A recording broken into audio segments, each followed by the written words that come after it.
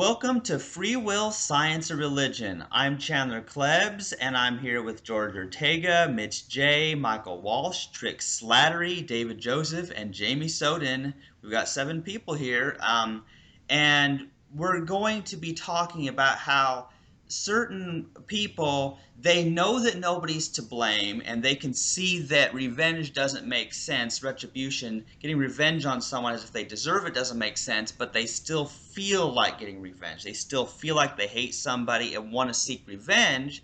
And Michael Walsh and Jamie were talking about this struggle before. So perhaps I'll let Michael Walsh and then Jamie talk about how they deal with this, and we can all just sort of talk about what to do about this. Sure, thanks. I don't think I have necessarily the solution. I guess we can go into that a little bit later.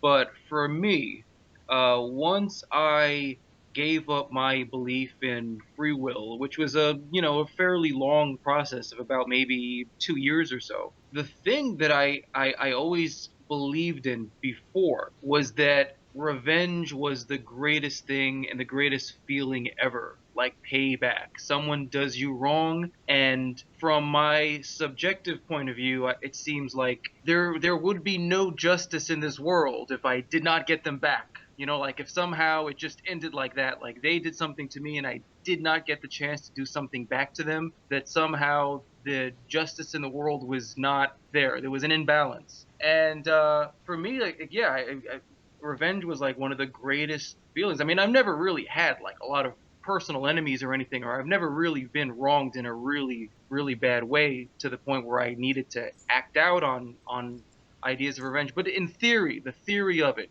always appealed to me. And a lot of my friends also had the same theory growing up, these same beliefs that when someone does you wrong, you get them back. It's just the way that it feels good.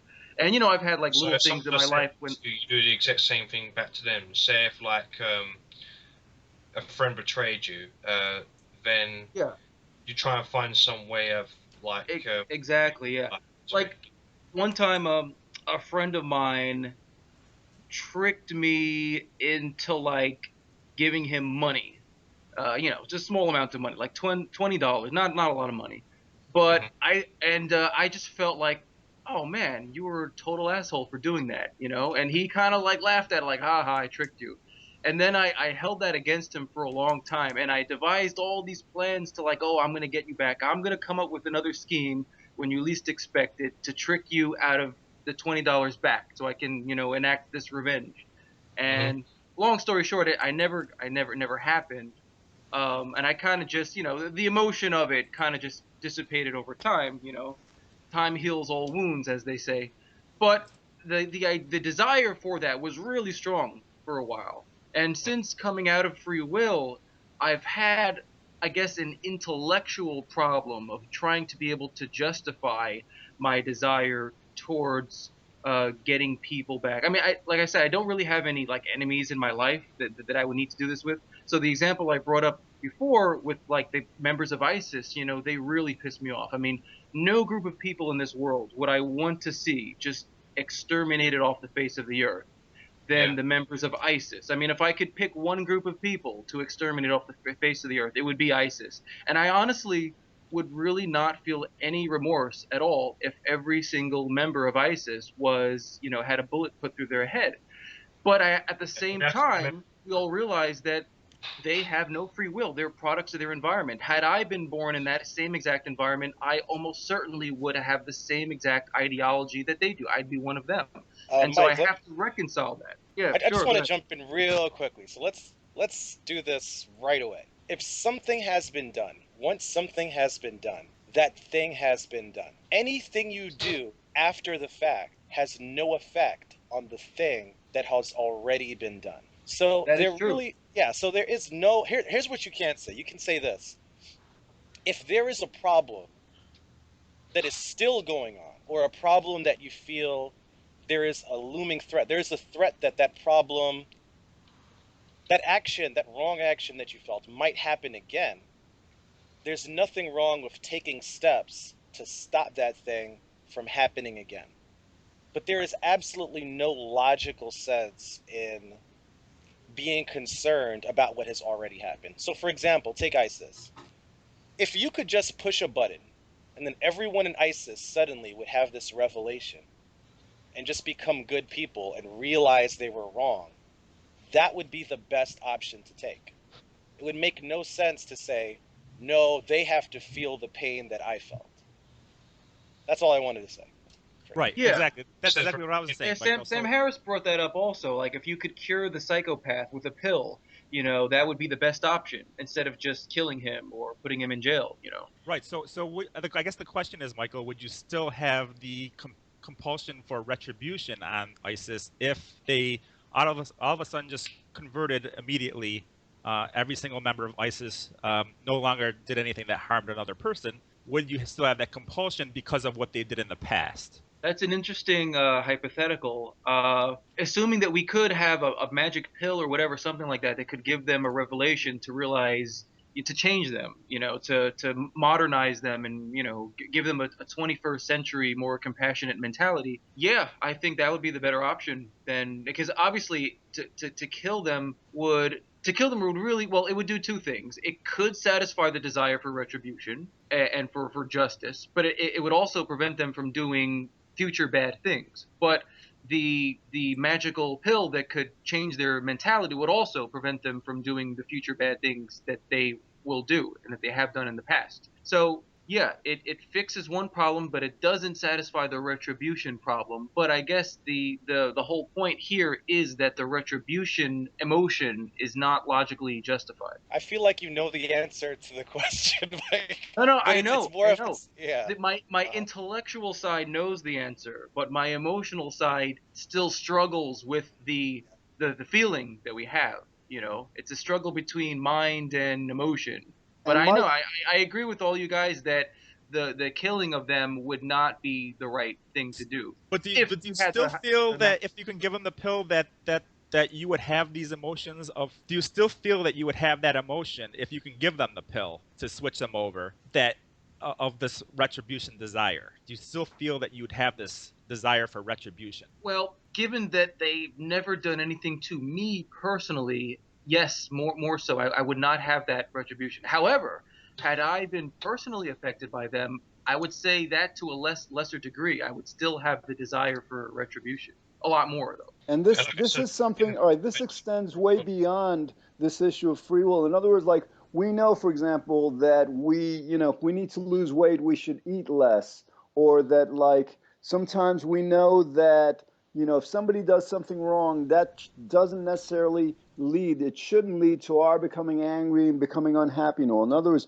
there's a difference. If we could act according to a free will, then yes, we'd know something, we'd know the right and wrong of it, and we could just like act accordingly. But it's because we don't have a free will. It's because these emotions, these parts of our brain that are so not in our control, take part in our reactions. That what you're saying is so difficult. It's one thing to know it. It's so much harder to put it into practice on a daily basis. Exactly. That's what they call being a Socratic philosopher. It's not someone who just talks the talk, but also walks the walk. Like you understand the theory, but you also put it into practice, and that's a hard thing for a lot of people. Even a lot of people who are educated in ethics, even like philosophers, they can talk about theory all they want about this is not logically right and that and stuff. But when it comes to practice, that is the big step, and this is a big difficulty that a lot of people have overcoming free will. One of the big things is this issue. It's this the desire, the innate natural desires that we have for seeing bad people punished in a retributive fashion. And Very, Michael, very. the answer will probably come. I mean, ideally it'll take maybe 10, 15, 20 years for the world to really get this. Then it might take another generation for it to be in the school system and be taught. And so it might take a few generations, but I would guess like in about 60 years or so, it'll be as hard for somebody to hold somebody responsible and want revenge, as it is now to stop ourselves from wanting it. That's a pretty optimistic prediction there. I think it's going to take centuries for people to get over this. Well, guys, here's what I want to mention is, this desire to see people suffer in a revengeful way as if they deserve it. I think that's a lot of what backs the Christian belief in hell. You know what I mean? Like people, they want to see people suffer because on this emotional level, they think they deserve it. And so then somebody comes along and says, oh, well, there probably isn't a hell for whatever reason, or there isn't an afterlife. And then people are like, but I want there to be a hell for this person I hate. And so that's another example of this emotional bias just knocking out. Yeah, but it's an emotional need, Yeah. isn't it? It's not based on reason. The whole idea of hell is a wishful thinking concept. It's hell is where you want other people to go to who you don't like. Because as soon as you don't like someone, the common saying is, "I hope you go to hell." Yeah, people say that. And here's what happened with me is like, I got to thinking, well, how does that help me if they go to hell? It doesn't help anybody. And so I now look at it in that the only reason that I like the very worst that I could ever feel about somebody is wishing that they stopped existing, were just painlessly killed so that they can't hurt people if that's what they've been doing. I'm with you, Chandler. I'm not so sure that the notion of hell came about that way. I think it was probably more of a deterrence. People wanted the notion of hell to deter people away from not believing in God, basically, and believing in God. So to do that, they're going to give them a negative reinforcement that says, "Oh, this is what happens if you don't believe in God," and that kind of pushes them to believe in God. So Right. I thought it was more of a deterrence than it was I the people agree. I think both actually things wanting can be people true, to go to right? hell. Yeah, and Trick, I actually agree with you about how it was more of a political move, how it came about.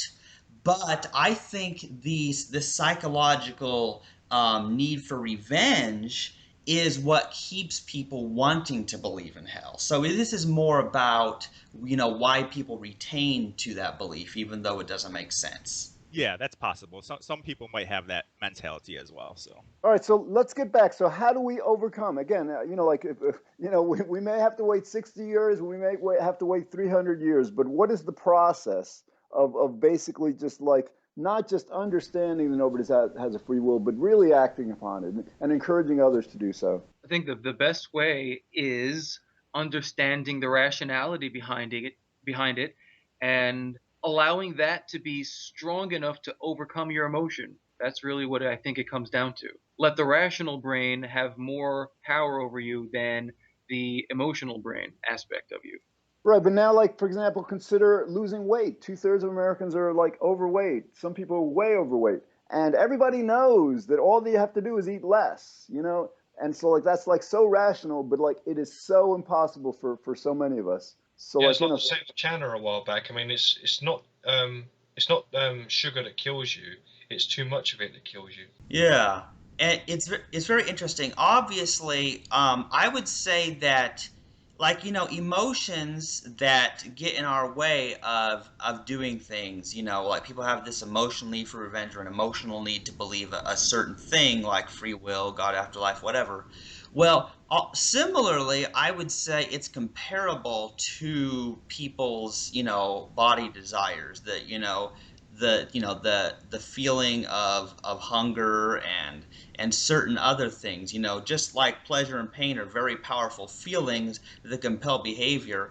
And so the only way that I know to for our logic to trump the emotions that keep us from acting as true determinists would be to find greater pleasure in some way. exactly, yeah, people have to like understand that they're going to gain greater benefit by adapting the no free will perspective. Absolutely. Yeah, I was going to say, can you explain that a bit more? So, say, like for instance, I'm pretty overweight. I'm a bit of a chubster, so I understand that I'm likely going to get heart disease and die earlier than I otherwise would have. But I still continue to eat, and I can't seem to kind of put the brakes on that sometimes. Well, that's why So, it's called addiction. Right, Yeah. right. So, right. David, and So, like, so ideally, so like you like to eat, you enjoy the feeling of eating and stuff. So, like in your case, like let's say, like you really very strongly believe you lose 10, 20 pounds and, you know, this really, really hot chick is going to be after you. You're going to find the woman of your dreams is going to be chasing you. So like, you know, something to counter, you know, you have the pleasure from eating. You want to have more pleasure from not eating, or the prediction of it. Yeah, here's an interesting thing, guys. Well, take for example anorexics. You know, people who they have a reverse problem where, for whatever the causes that compelled them to this, they hardly eat anything.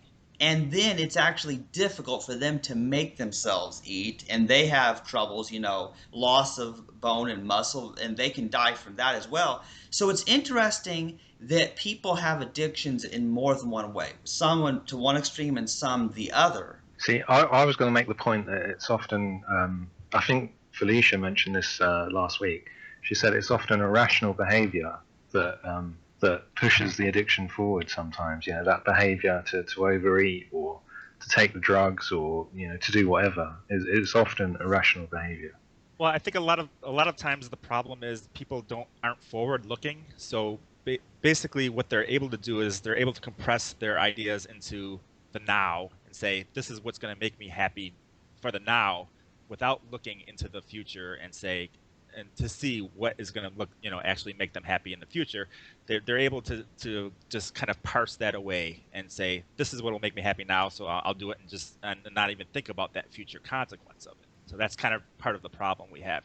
So we need to find what the cause of that particular thought is, or that particular behavior. Right, Yeah. and also again with the free will thing, I mean, like, because society is so completely immersed in this myth and this delusion, that's going to make it hard for us who understand that it doesn't exist. In other words, like, if like, because you probably you know, you can't probably watch a television show where this free will belief isn't, you know, evident somewhere. This is both fiction and nonfiction. So like, you know, to the extent that, you know, people get it and it begins to kind of like filter out into the media, and people begin to actually see, you know, people acting more intelligently, more compassionately, without this vengeance, then that's going to help us all as individuals to. I think, yeah, I think one thing that'll help, that can give us some optimism, is that I think we can all agree, most people,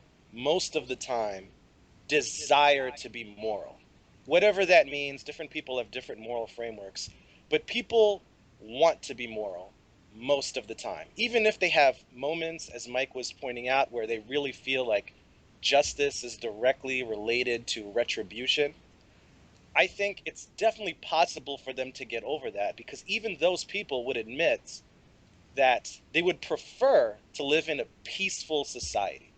There are certainly exceptions, but most people who belong to civilized society justify what they do in a moral way. Like, even the most despicable dictators and tyrants throughout history, from their perspective, based on their writings and their speeches and the historical documents they've left, they've usually left evidence to show that they felt they were justified. So, for example, during World War II, you know, Germany was devastated after the First World War, and the Jews were a scapegoat, and there was a long history of resentment towards Jewish people. There was a Jewish community that was in the middle class, where there were a lot of shopkeepers and business owners. So the Germans felt like they were being attacked by the Jews. So they had to somehow morally justify what they were doing. And in Germany, there was an economical crash, wasn't there? And they blamed it on the disabled people, and they said that disabled people were a drain on resources, so that's why they killed off the mentally ill and stuff. And well, Michael, well, just one more thing. I just want to say, so, but the point I'm trying to get at is that, thankfully, and we have evidence to support this, most people want to be good people. So the trick is to convincing someone that retribution is not only illogical, but it's not a good thing. There's an alternative. You can be a good person, and this is inconsistent with good moral character. Right. Right. But Michael, the other part of this is like what makes it difficult is like, yes, as we're saying, like this desire for retribution is a moral desire. In other words, like, and actually it's a practical desire, because if somebody's doing something wrong, that's why we have our whole legal system. We have rewards and punishments. So basically, like, part of your wanting to get someone back, as you were explaining before, isn't at all about the free will thing. It's about, the fact that that you want to protect justice, that, like, the world would not be just if people could just go do whatever they want, without any kind of penalty, and people be, suffering what people do. So again, that it's not just about the free will thing. It's like this justice and morality component makes it much more difficult, because you still want to kind of like exact some kind of practical, pragmatic justice. Yeah, well, the free will is a component to it, because a lot of times these desires for things like revenge are based on a notion of free will. It's like, hey, those people had free will to do X to me or to whoever, and therefore they should be punished for it. So when free will, the topic of free will comes into play, it's because that they didn't actually have free will. That's a factor in it. It changes the nature of the conversation somewhat.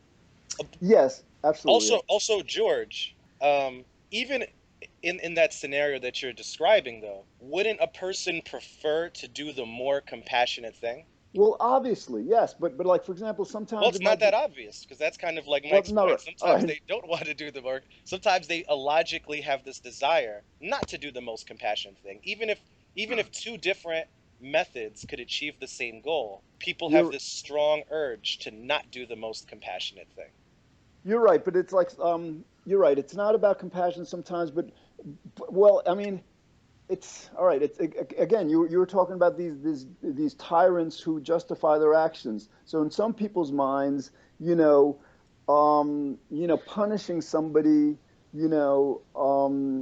uncompassionately might, in their mind, be kind of like necessary to save a lot of people, a lot more suffering or something. So it's, you're right. The Greeks said, like, whenever we make a moral decision, at the time we are making the decision, we think it's the right thing.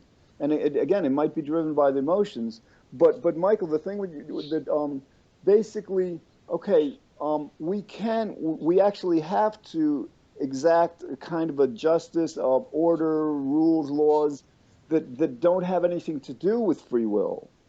So, like, but I think that the thing is, like, the free will belief will make us hate the person and make us, really have these really vile emotions that are really unnecessary. Like in the mental health system, for Like the example. desire to torture him and stuff like that, or the Right. desire to call them names. Exactly. In psychiatry, nobody's blamed for having a psychiatric diagnosis, for having, but, everybody understands, the whole medical profession understands that, they still impose order, they still impose rules, and, so, like, that's what we're striving for. We're striving for a kind of an order that's absent, this kind of, like, this vile hatred and the negative emotions that are just unnecessary to what we need to do. Yeah, and guys, I think part of the reason we even have the discussion about the revenge thing is because we don't have the magic pill of friendship. You know what I'm saying? The magic pill of friendship that you give to someone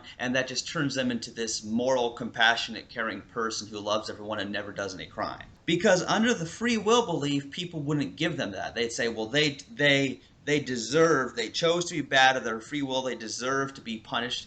But because we understand nobody's to blame, we would give them the pill of friendship, wouldn't we all? Yeah, I think a lot of this comes down to education.